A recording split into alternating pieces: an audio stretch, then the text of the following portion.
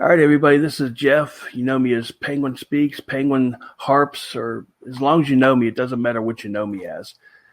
Today, our guest is coming all the way from the beautiful country of Ireland, and she plays multiple instruments. She's a mother of two. She lives in Ireland.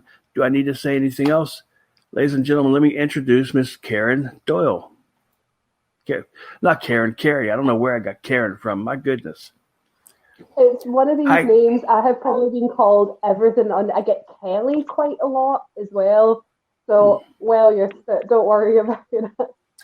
Well, I actually have a cousin her name is Kerry, and it's spelled the same and everything. So there's no reason why I should have. I don't know. And then her sister's name is Erin. Okay, very Irish names. Yeah, I mean, well, yeah, it's the family. And then the oldest of the three girls, her name is Amy.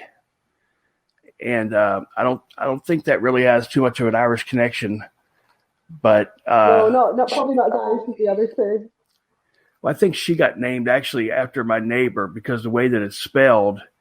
My neighbor that I grew up with, her name was Amy. It's spelled Aimee, and that's how they spelled her name. I think they kind of stole it from her. So, but yeah, Erin and Kerry definitely went for the Irish. But all right, we're gonna run. Yeah, definitely. We're gonna be kind of informal today and just kind of a visit on the porch chit chat. Love it. And I'm going to start off by saying, so you actually live in Dublin, Ireland. Yeah. So I am originally from Glasgow, which is the biggest city in Scotland. My family are from there, but they're originally from Donegal. So Donegal is basically as far northwest as you can get in Ireland. So we're right on the coast, very remote rural area, and I lived there for years. And then I came to around Dublin to study music in university. And I've been in Dublin ever since, and don't see myself moving anytime soon. It's a great city, a lot of fun. So pretty happy here for the moment anyway. I am very jealous of you living there. Someday I'll get to go there. It's on my bucket list. That's my motherland because I'm Scotch-Irish descent from both sides of my family. There's a little bit of Dutch in there on my mom's side, but mostly Scotch-Irish. Oh, wow. And definitely one of the places I want to visit before I stop traveling around the sun. Maybe someday if this pandemic ever lifts up. Whereabouts are your ancestors from then? They're from Northern Ireland is what I was told. My family came over here in the late 1800s after the Civil War here, actually. And they came from what I'm told and what I can find out. I don't know the exact city, but it's in Northern Ireland because it was a huge Scots settlement there because it's so close to Scotland. I guess they, migrated and had their own little realm there in Northern Ireland. But I'm going to find out more. I'm getting into. I have an aunt that actually works heavy in genealogy, and I just found this out. So we're going to dig into the family crest pretty deep and see. But I know that my family came over after the Civil War, and they changed their name. It used to be McFerrin, and they changed it to just Farron and changed the spelling from Ferran to Ferren. So that makes it a little bit harder to trace because, knowing that much makes it a little bit better. But before I even knew what the name was or how it changed, it made it real difficult to see where the ancestry was from. Yeah, I think there's been huge issues with that in the past because I think when a lot of immigrants landed in Ellis Island and places, a lot of them had Gaelic as their first language, so they didn't necessarily speak English. So we've had a lot of instances, a lot of my cousins have traced back their ancestry to here from America, and they're coming over with completely different names because when they landed in Ellis Island and gave their names, people wrote them down completely differently because they were writing them as they were said, basically. So a lot of people have kind of lost their surnames, so to speak. Yeah, I guess it was easier to find work, maybe if they knew maybe that you weren't an immigrant, but I think the language would have given it away, I think, and the accent would have given it away. But Who knows the reason they did back then? But hey, it worked out. I'm here. So, Yeah. um, all right. Let me pull up my list here. Let's see what we got for you today. Close that. Um, in reference to the auto harp, how long have you been playing? So, auto harp has just always been something that I've been pretty interested in. My mum is a huge Dolly Parton fan, so Uh, we grew up with Dolly playing in the background, sitting with her auto harp. So I think before I even knew what it was called, I was always like, "Oh, what is that?" So as I grew up, I learned quite a few instruments. Auto harp was never on my radar to learn or to listen to, but it was just something that kept popping up. So I'd mentioned it quite a few times, and then for Christmas, my husband actually bought me one as a present, and I just fell in love with it. I've never picked up an instrument before where I feel so attuned to it. Bit of a musical pun there, but it feels very natural. I love it. I love it. It's just been great. I've really enjoyed myself since Christmas learning this one instrument. that's awesome. I know that Hal Weeks and I were talking about it, that, and actually Russ too, that they both found it easier to learn the auto harp because they had played other instruments. They had either a little bit of theory or just from playing itself, it came more natural. And I feel the same way. I played guitar for 35 years prior to playing the auto harp. And it came more natural once you learned. You had to reteach your fingers a different exercise basically, but once you got that muscle memory, it tends to come a little bit more natural. Um, Mm. and that's what I tell And it's people such a about. chord. Go Sorry, ahead. it's such a chordal instrument. So I think if you do have that basis in theory, it just makes sense. A lot of the instruments I play aren't stringed instruments, so I didn't really know if I was going to be able to pick it up that easily because I'm not a guitar player, definitely not a violin player or a fiddle player, anything like that. So but I think the way that I learned other instruments is really on a chordal basis, so it made that progression to the harp just that little bit easier. The strumming now has taken a little bit of work, but we're getting there. It's getting a bit easier. And I mean, you have to, if you're familiar with even the theory of like the 1-4-5 chord pattern or, anything like that, I think it definitely helps. I'm glad. I'm fortunate. I think that, again, that really helped me. So what, you talked about playing other instruments. What all instruments do you play?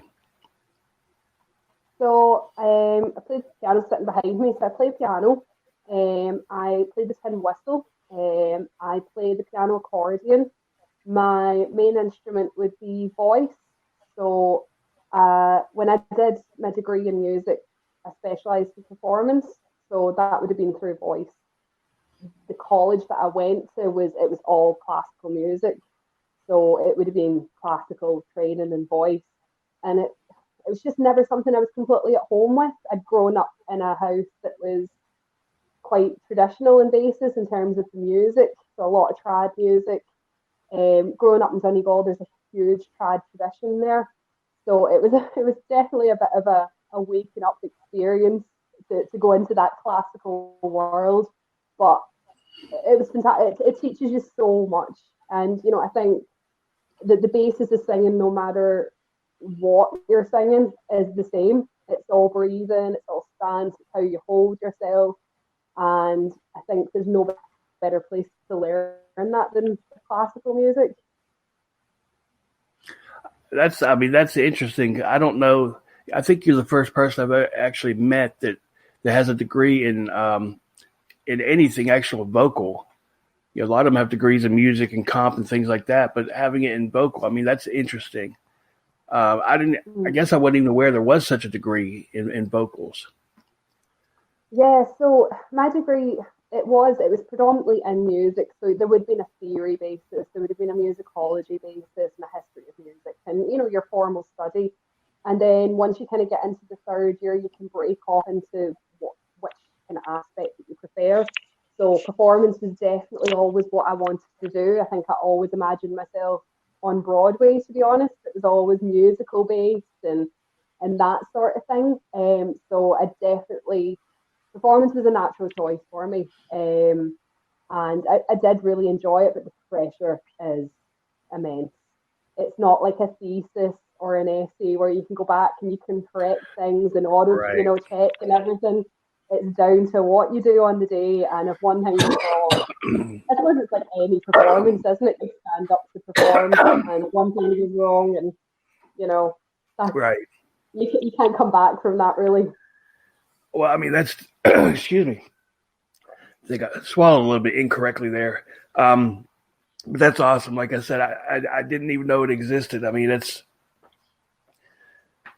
I'm not saying I would have went that route, but I mean, because, I sang when I was a kid and into my early adulthood, but then something happened around the age of 30 that my voice just left. It's like my chords shortened up or lengthened or something, and it's really hard for me. And now my goal is to be able to actually sing and play an instrument at the same time. Several years back, I had a big stroke, and the playing music comes from one side of your brain and singing comes from another part of your brain, and they don't like to talk to each other very much. So I'm working with a vocal coach as far as exercises to get that going.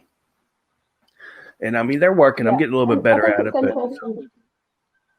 Yeah, I mean, I think people forget that the vocal cord, it's a muscle and it has muscle memory.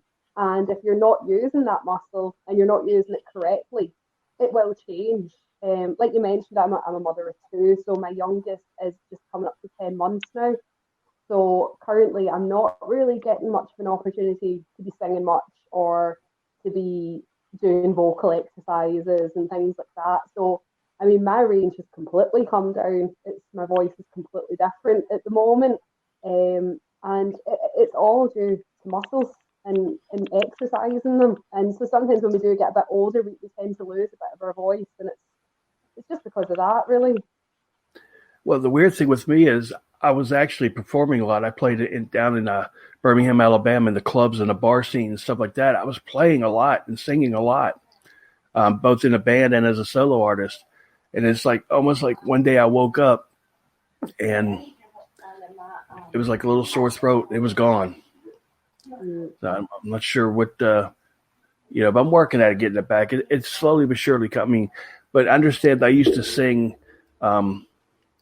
a lot of traditional and folk stuff and acoustical stuff, songs. But I also sang in a band. I sang a lot of like heavy metal, high falsetto, things like All that. right. Singing like Robert Plant, Ozzy Osbourne, and stuff like that. And maybe that's the reason why. Maybe the wear and tear doing that, because you strain it when you have to sing like that, and that could have been too. But I'm not sure.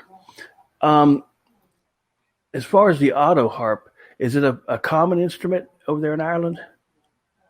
No, no, it No. really isn't. I don't think I've ever actually seen an auto harp in person in Ireland. So I would be a person who would go to sessions, go to bars to listen to music, go to gigs. I think I've seen one in my entire life in Ireland, like one Wow. being played. When my husband went to buy me one, he had an awful lot of trouble. So he went on to a fairly reputable music instrument website within Europe, and it was something like a 2 month wait to get one. We eventually found one shop in Dublin that had them. They had one type, and they had one in stock. They never sell them. It's a really unusual instrument to play here. There's actually, I didn't even realise until I started playing the auto harp, but there is actually like an Appalachian music scene within Ireland. It's very underground, not many people really know about it, but I was lucky enough to be just before the pandemic hit. I was in the west coast of Ireland in a county called Clare, which is a huge musical county, and they had a whole Appalachian music weekend.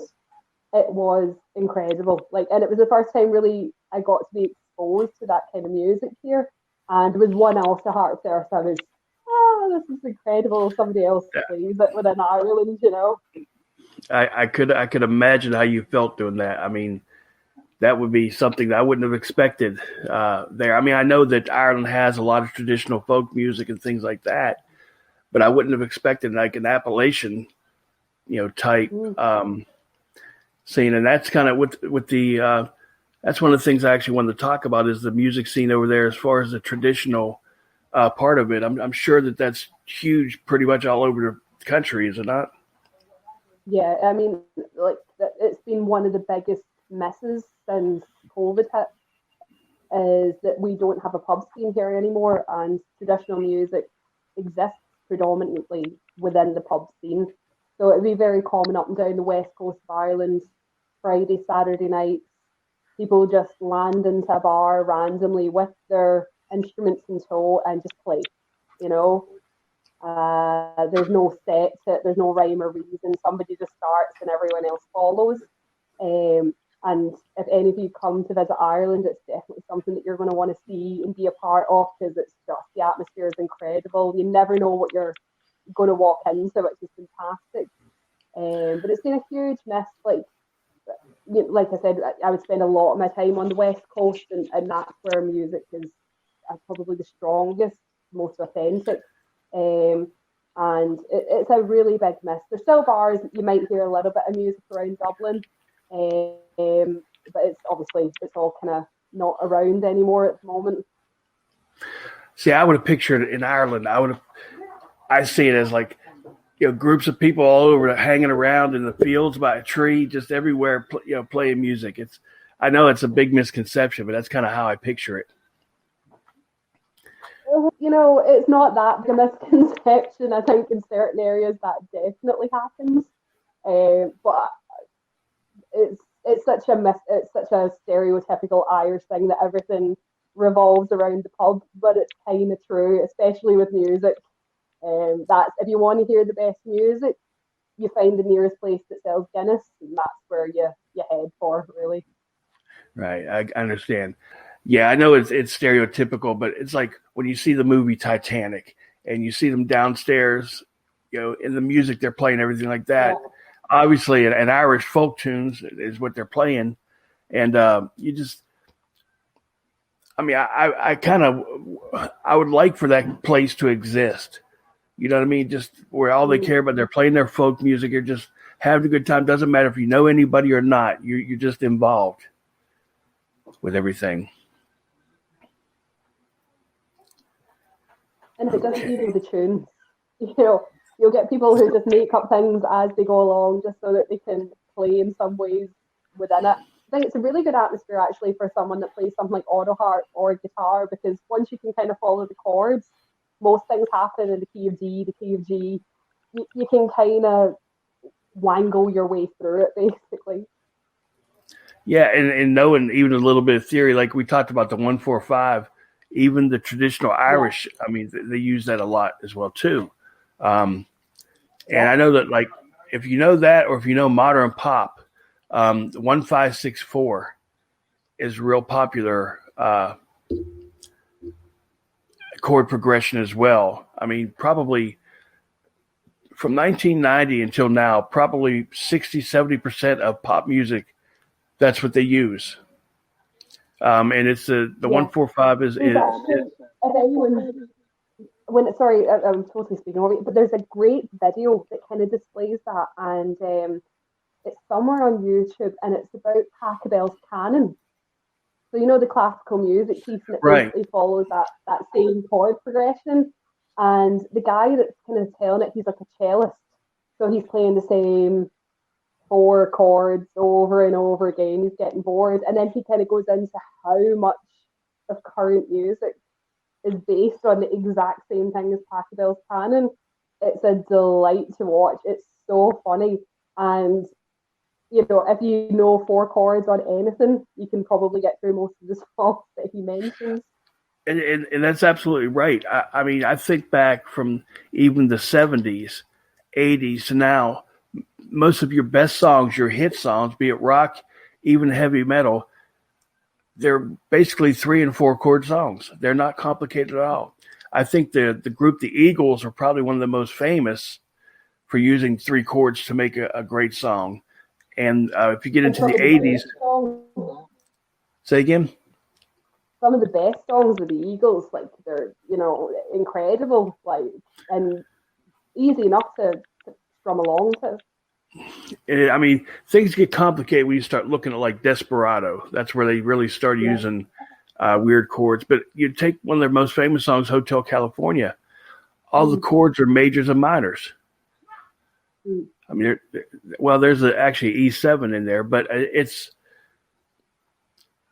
how do I say? If you can memorize the chord progression, it's easy to play. And I just think it's just so weird. And then you look at the 80s and you have bands like Poison, your hair metal. They were the most famous in the 80s for making 3-chord songs. Their biggest hits were, it's the same way. And it follows a trend all through music, I think. I think it's a case of you use what works, and if it works, you continue to use it through each genre. And I think it makes it easier if you know that when you're picking up a brand new instrument. If you don't know any music theory, learn 3 chords, and ask somebody who knows music. In the key of this, what are the 3 chords? What are the 1, 4, 5 chords? And learn it. When I teach somebody music, I used to teach guitar, and I would teach them 3 chords to start off with. It's usually like on Top of Old Smoky or something like that. Something easy, traditional, and so they can learn how to play a song. And then when they come back, well, that's the same chords that this song is in. So I play that. And they grow on their own. And it's just when I see the light bulb go off in their head, it's a fantastic thing. And I said, that's just the beginning. I said, you wait, it gets even better. And did I read? And your whole life will explode. Exactly. And it's just awesome to see that too, because that's really the main reason why I did the teaching I did, is because to see the glow on somebody's, because they accomplished something, especially those who had never, were not musically inclined, when they actually get it and that light bulb goes off, they're like, wow, this really makes sense. That's really the personal fulfillment moment, is when they understand that. I think there's that like famous phrase that those who can't do teach, or something like that. And I think teachers are always pigeonholed a little bit, especially with music, as people who, maybe couldn't make it themselves or didn't have, that break to get through or anything. But I think that is such a misconception. And I think there's people out there who are just born to teach, and they have a really great ability for it. They get as much drive watching their students perform and do well as they would being on a stage themselves.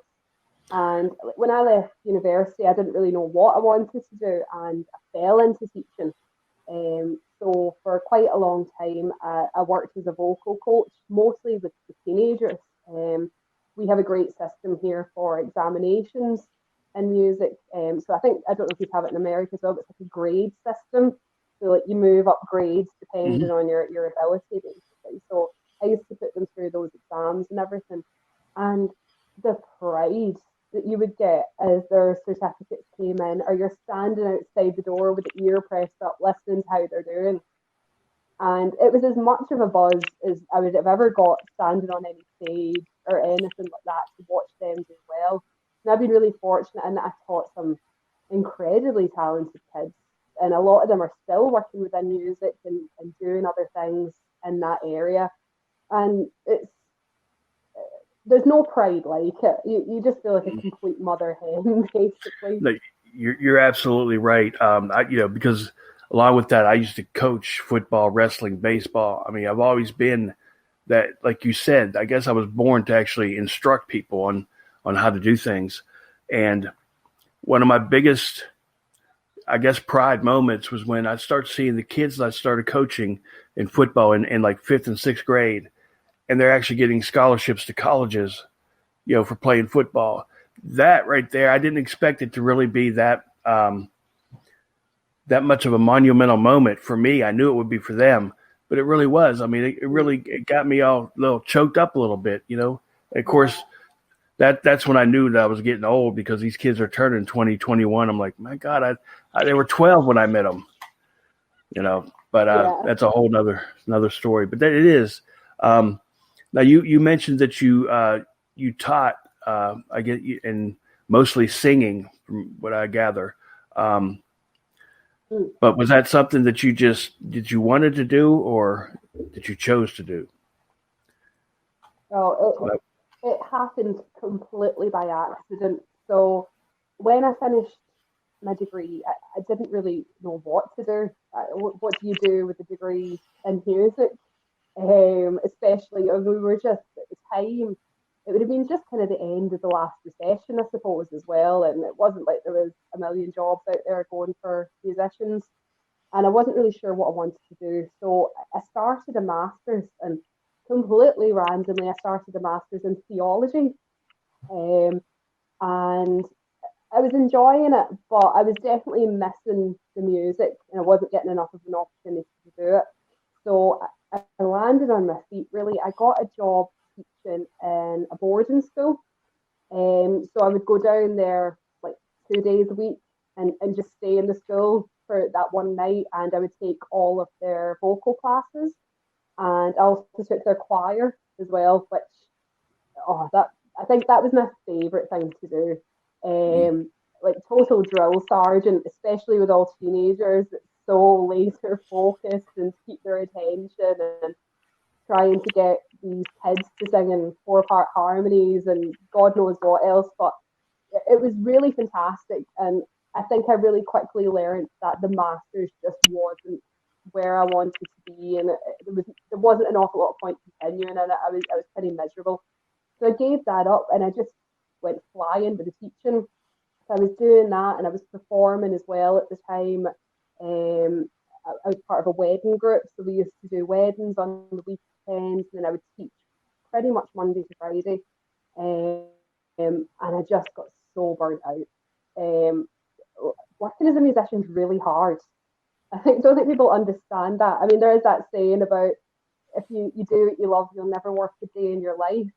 But I think if your job is as precarious as most musicians, is like it's very tough to say no to a job, and I was just exhausted basically. Um, so eventually, kind of wittered, kind of doing a lot less of it now, but I'm still teaching. I teach part time and not performing as much, but that's okay. Especially just now, there's not much room for performers at the moment. The ones that are out there already are struggling as it is. But we'll get back to it. We'll get back into it again at some point, I'm sure. we will, and there's going to come a time you're going to be like, okay, this has to live because I want to perform again. And I Mm. know for me, that's one of the reasons why I work. I mean, I play my harp probably 4 or 5 hours a day with trying to sing and get all that back because I want to perform with it. That's something that you really can't explain to somebody who's never performed about the rush that you get, the adrenaline, and just when you're working with the crowd and you get everything going. You can't explain that to somebody, and I miss that. I mean, I really do. I've always been such Yeah. an outgoing person. I don't have a stranger I never meet. I'll talk with anybody, and I just miss being on stage. I mean, that was such a huge part of my life for a long time, and I miss it, and I want to get back to that again. So this, I mean, I was fine with it now because I don't. If the situation wasn't like it is right now, I think I would have probably made the mistake of trying to go out and do something before I was ready. Just because I'm, so gung ho to get out there and do it, I don't think I would have been ready. But I think Mm-hmm. that if it lifted, and let's say next month, I think that I would be ready to perform and I would be confident enough to, knowing the harp and playing the songs that I play. Because mostly what I Yeah. play is like 80s music and, you know, um, 70s folk stuff, but, 80s rock music. I play a lot of that. I've actually turned like Iron Maiden songs into auto harp pieces. Oh, I am such an Iron Maiden fan.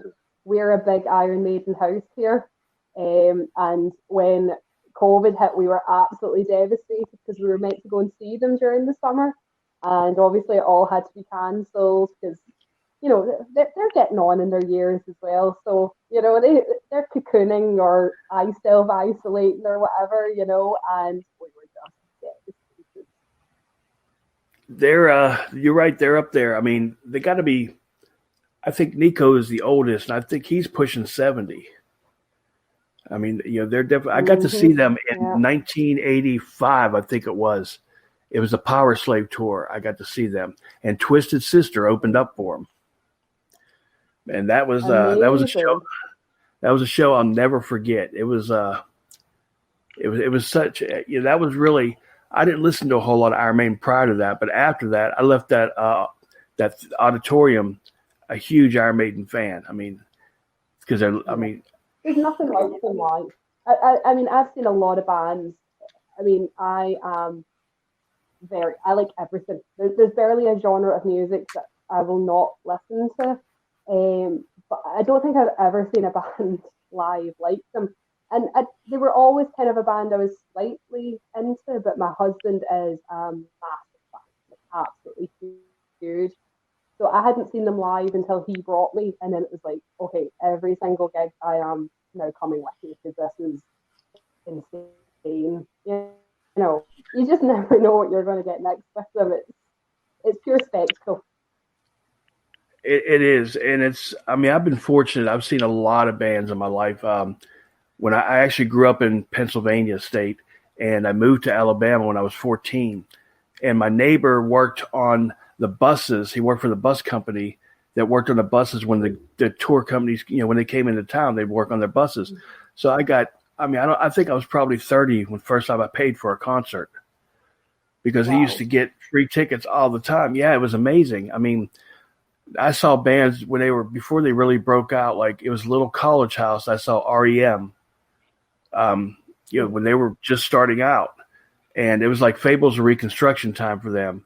And, I saw everybody from like Bryan Adams and Survivor to all your 80s hair metal bands. I did see for the short time when Pink Floyd got back together. That was a fantastic show. Just being there was great for that. But I saw a lot of, I'm fortunate in that way. Like there's not many genres of music I don't like, but I say that, but today compared to, 30 years ago, there was like 4 genres of music 30 years ago. Now there's like 400 genres of music. And it's so hard to keep up. My son has to keep me up. I listen to a song and say, okay, what genre is this? And he goes, well, it depends on what album you're talking about because they did this and they did that. Is it rock? Is it country? Is it hip hop? I mean, so much has changed in music. Yeah. I mean, it's just incredible. I remember the days, we had this conversation quite recently where, especially for teenagers, you got a label. You're into this, and this is your tribe, and this is what you're into, and this is the music you play and the music you listen to. And I think it's because of the internet, but because people have such access to so much other music now, which is amazing. Like, it's such an incredible thing that people don't tend to be labeled. They don't have their musical tribe anymore. But I love that because I think there's so many really interesting things happening with music at the moment where you'll get like covers of things, but they're not necessarily done in the genre that they were originally done in. And one of my favorite things with the auto harp is I love to sit there and play cheesy hits, like going through all the 80s numbers. And like today I was sitting with the auto harp and I was practicing I Believe in a Thing Called Love by The Darkness, and putting a little country edge on it instead just for fun. And I think that's amazing. I think it's great that we have such access to this now. You're absolutely correct. And the access is what it is because, I was probably 11 or 12 years old before I knew there was anything but country music because that's what my parents listened to. I didn't really have the access to go out and buy the, different albums or records myself. So I listened to what they listened to. And, of course, then one day all that changed. But you're right. And you're right about saying that the kids start really within the last 10 years, they have to label themselves and everything they do has to be labeled. It has to fit into this category. And now that part, I'm not really sure what happened and why that is, but I don't think it really sets you up for life because in life, there's really no labels when you get out there in the real world. You do this or you don't, or you do this and you get fired. There's an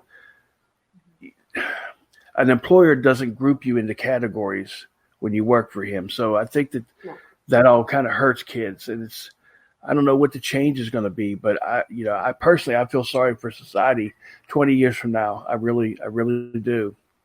I don't know what condition that, as far as this country, I can't even imagine what shape we're going to be in. You Yeah, know, usually going through some interesting times right now. it's we're definitely going through a convergence of something. I just don't know what. Um, Yeah. I don't know what it's building up to be. Um, Now, with all the music that you play and the instruments that you play, did you have like a role model or somebody who really influenced you?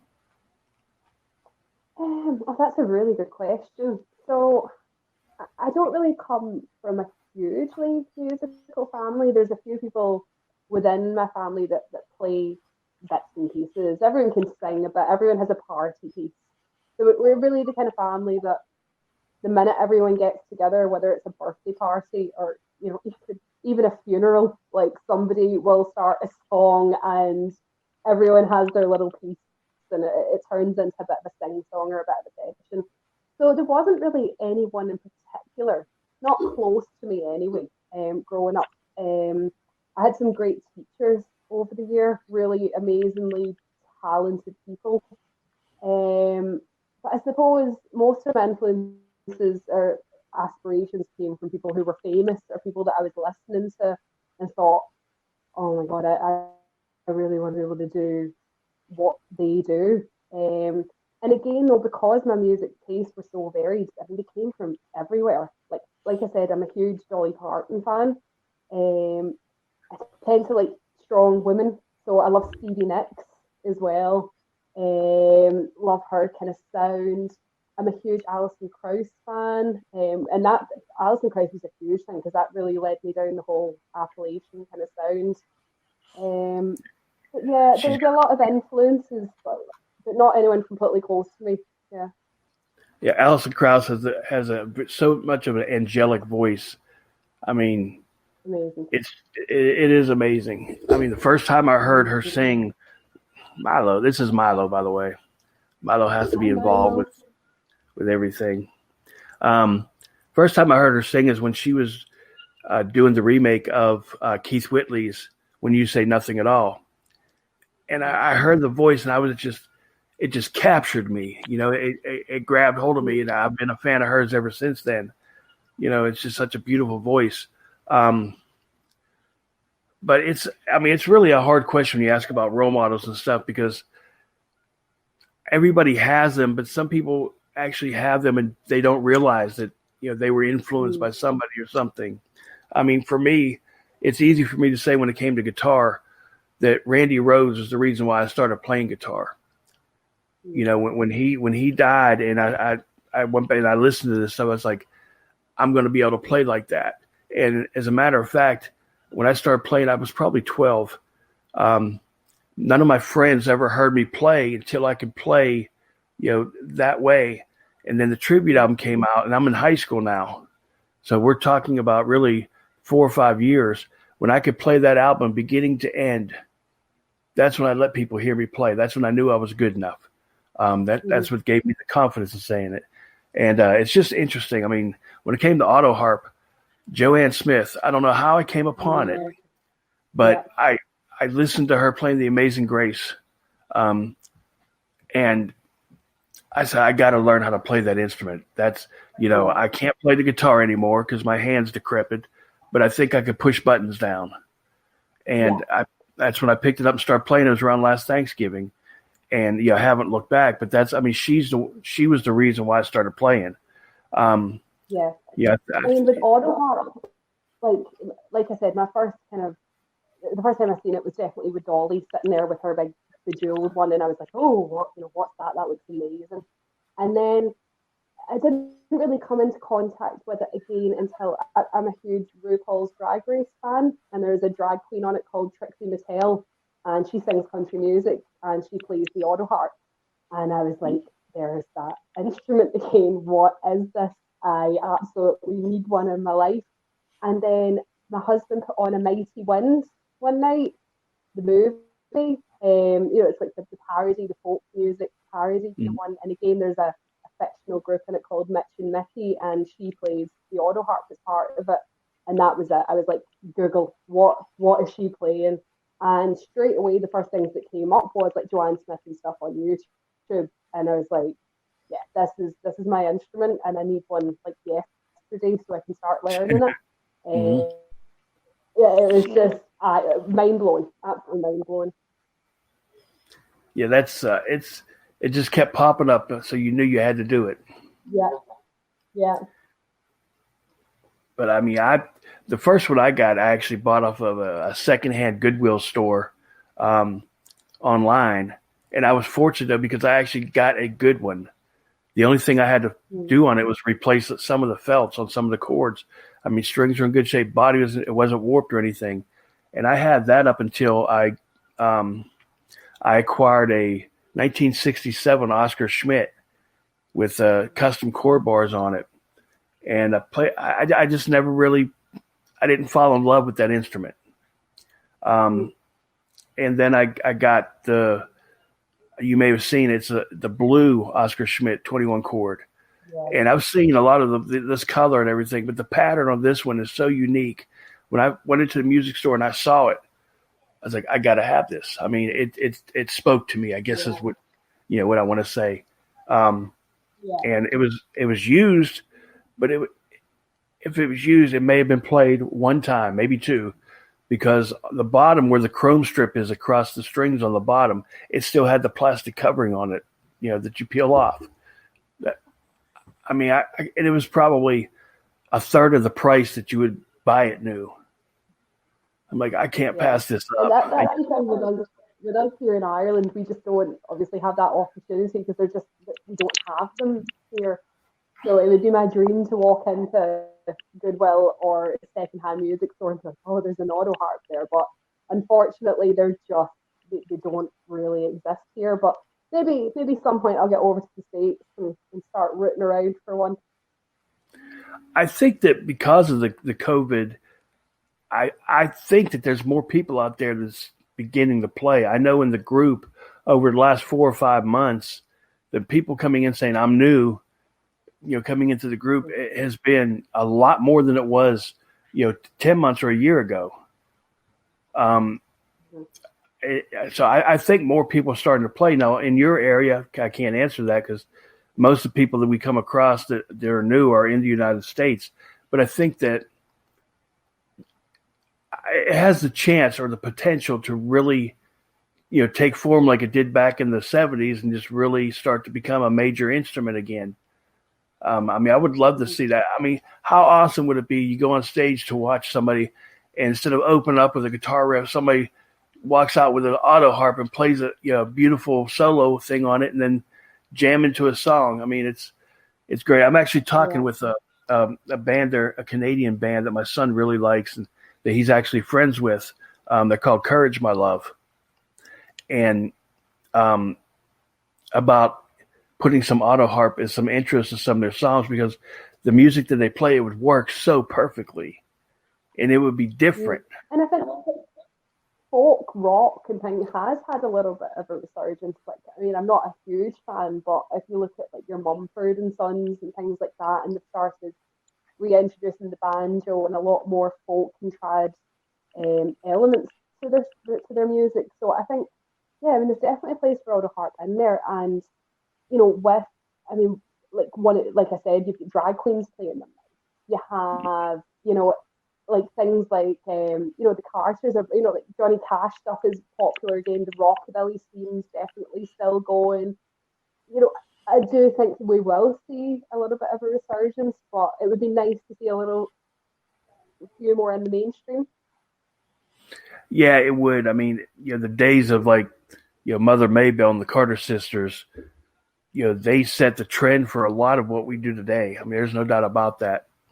And you're right. I would like to see the mainstream people, but here's the thing. There's so many genres now in the mainstream, it's like, who would be the first? I mean, it'd probably be some obscure, death folk metal throat. I mean, something like that. Somebody's going to come out with and start playing the auto harp and set the trend for everybody. Yeah. It's going to be crazy. We just Ain't need that Bruce right? Dickinson to pick up one, basically. Yeah, I mean, and once one person does it, you know how it's going to spread like wildfire. It's going to go everywhere. Yeah, yeah. Yeah, I miss that. Let's see. I'm trying to now. When you teach music, are you teaching online or are you teaching face to face? So I haven't actually taught while all the COVID stuff has been happening because I've been on maternity leave. We're really lucky in Ireland that we have great maternity leave system. So I've actually been off for about 9 months now. Um, I am due to start back teaching in September. So, and we teach from home. So my husband plays guitar, so he teaches guitar, and we're really just time to figure out how it's going to work. Um, what's the protocol? How do we get people into the house safely? And so we're still figuring out the basics. But for all intents and purposes, it's looking like we'll be back teaching in September. Well, that's good. I mean, I hate. I was talking to Pete Daigle earlier today, and he was telling me that his business. He goes right now. He goes, I how did he put it? I'm busier than a one-armed man hanging paper. So I mean, I'm glad you're busy. I mean, that's definitely a good thing because I know of so many businesses that have closed and shut down because I mean, what keeps a business running? Money. If you're not open because your governor makes you shut everything down or whatever, you're not making any money. You can't afford to keep the business. And they lost it due to can't pay the rent on the places that they were renting for the business, and it's really sad. But I'm very happy when I hear that some of the businesses are doing well, especially when it comes to building auto harps. If that business is doing well, that definitely gives you a gleam of hope that the auto harp is spreading, and hopefully it stays on track with that. Is there anything else that you want to talk about that we didn't cover today? No, I'd love to like if anyone, when all we're allowed to travel and stuff again, come to Ireland. If there's any music heads out there, it's an incredible place to be. Travel around the west coast, sit in on sessions, bring your auto harp because it'd be lovely to see an extra few around the place. But yeah, it's an amazing place. It's an amazing place for music. So come as soon as this is all done. I'm sure that I am not alone when I say there's probably hundreds of people in the auto harp world that would love to come to Ireland. I mean, me being one of them, but I'm sure that maybe someday, who knows? But I do appreciate you stopping by and sharing yourself with us. I'm sure everybody knows you a little bit better now. Once they see this, of course. But it was a pleasure talking to you today. You too. It was lovely to talk to you as well. Well, thank you. So we're going to close for now, and I want to tell everybody my favorite slogan is practice and enjoy. This is Penguin saying, have a good day.